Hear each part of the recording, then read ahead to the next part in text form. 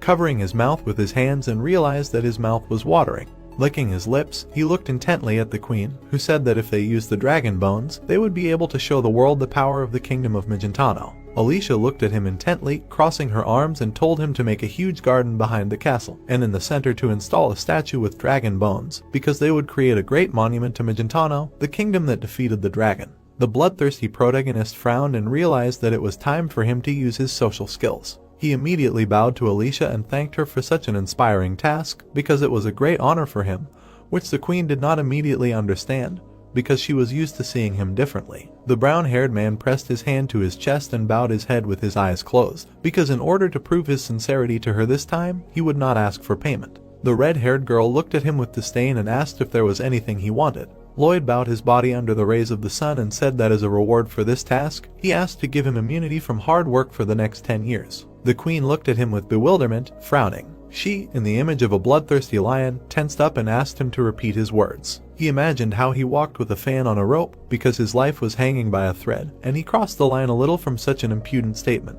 Lloyd immediately raised his hand convulsively and said that if she thought it was too much, then he asked to give him one bone from the dragon's tail, and they would be even. He looked at her from under his brows with a sarcastic, mocking smile. Alicia immediately hit his impudent head with her fist. Lloyd grabbed his head in bewilderment, getting a bump on his forehead. Alicia looked at him from behind with a lively smile and said that after the blow she suddenly decided to be generous and ordered him to take her bone, but in return he should give her something else. Lloyd opened his mouth in amazement and raised his eyebrows. He immediately bowed before the angry queen and wanted to gladly accept the blows and could even step on him since he received such generosity. The queen was displeased with such low behavior and ordered him to get out of her sight. The brown-haired man crossed his fingers above his head and frowned sullenly, although in his head he was happy, because now he knew that